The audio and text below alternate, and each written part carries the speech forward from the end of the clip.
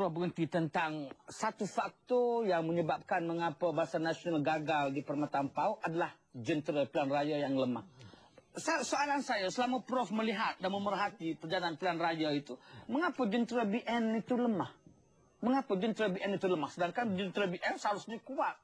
Kenapa lemah di Permata Ampau? Saya sebenarnya masih mencari dalam seminggu ini. Kenapa berlaku kelemahan dalam persoalan jentera itu? Adakah kerana sebagai contohnya Barisan Nasional sudah tidak ada Pulau Pinang, kerana itu dia gagal dalam menunjukkan potensinya, ataupun Barisan Nasional selama ini bergantung pada jentera kerajaan pusat sebagai contohnya, ataupun bagaimana persoalan jentera parti itu sendiri? Bagaimana dengan persoalan isu-isu yang dikemukakan oleh pembangkang dan Barisan Nasional di Permata Ampau? Saya melihat dia punya side war antara parti-parti politik ini buat pertama kalinya daripada hari permulaan sampai ke hari akhir.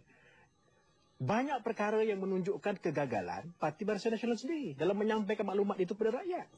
Itu maklumat dari segi isunya. Apa isu utama di Permata Ampau sebenarnya? Isu sudah pun ditangani oleh PKR, oleh parti PKR sendiri. Sebagai contohnya, mereka menjangkakan bahawa dua isu akan dikeluarkan dalam pilihan raya kecil kali ini.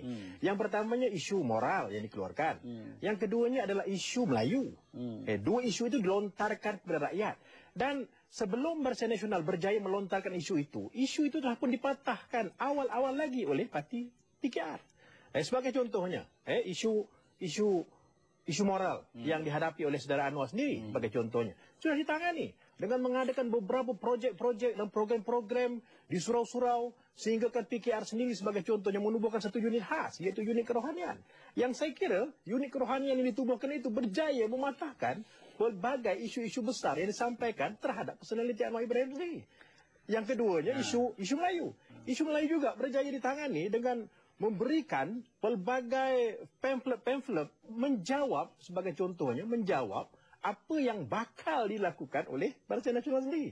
Jadi in terms of cyber, pada peringkat awal lagi, Barisan Nasional sudah gagal untuk menunjukkan kredibiliti beliau dalam pilihan kecil. Barisan Nasional gagal untuk menjawab setiap rancangan dan yang dibuat oleh Pakatan Rakyat. Mereka berjaya menjawabnya cuma di televisyen nasional. Tetapi adakah sebagai contohnya televisyen nasional yang di peringkat nasional yang disampaikan selama 30 menit setiap hari itu sampai terhadap kepada grassroots? Itu pokok persoalannya. Datuk, saya pun di Permata Ampau, isu liwat Anwar, isu angka sumpah, isu sumpah lanat Saiful, ya, merupakan satu isu yang dipermainkan secara meluas. Sama ada dalam ceramah saya tengok ataupun di media-media kerajaan.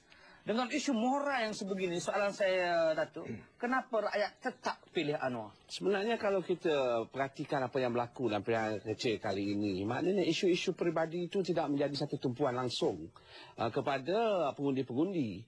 Tapi dalam kempen ada. Sebab itu saya kata tadi, apa yang dilakukan ialah kadang-kadang kita harus mengadakan siri-siri perisikan berkenaan dengan apakah sentimen pengundi pada masa dan ketika itu.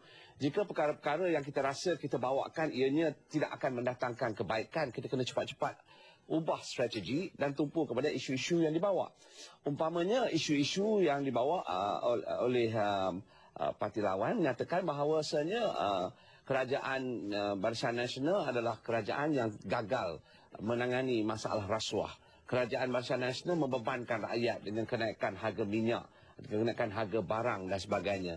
Dan kemudian disentuhkan sedikit isu-isu antatuya, itu pun tidak juga menyentuh hati sanubari pengundi. Mereka pun tidak berapa nak membelinya, termasuk seperti isu-isu liwat dan sebagainya berkenaan dengan Datuk Seri Anwar dan sebagainya.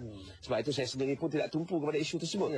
Inilah perkara-perkara yang cepat-cepat sebenarnya kerajaan Barisan Nasional kena memberikan penjelasan secara terus kepada voters. Tapi masalah pokoknya masih di mana pengundi itu berada? Dapatkah kita mengesan pengundi itu? Bolehkah kita memberikan penjelasan? Tapi secara penjelasan itu saya rasa sudah lebih daripada terus. Sebab dalam media itu kan dikabarkan berita lepas satu demi satu, lepas satu demi satu. Secara terus itu bagaimana sebenarnya maksud Datuk?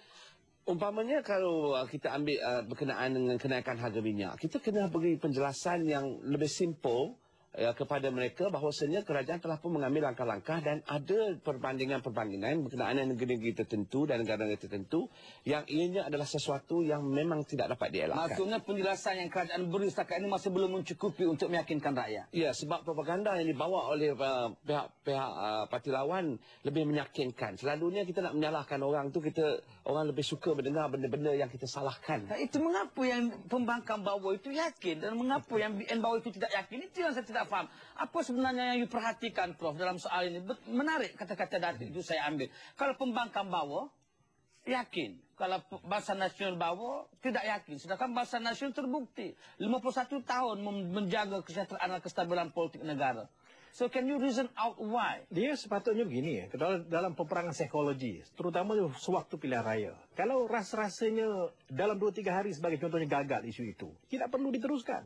Tetapi sampai daripada peringkat permulaan sampai ke habis, maka isu itu yang dikeluarkan daripada waktu ke waktu. Sebagai contohnya ya, kita lihat, okey, isu liwat berjaya ditangani dengan secara mudah apabila Imam Wilayah Persekutuan dia mengatakan bahawa beliau dipaksa. Jadi psychological warfare pada peringkat itu sudah gagal kerana ianya berjaya ditangani dengan jawapan yang jelas daripada satu pihak lain.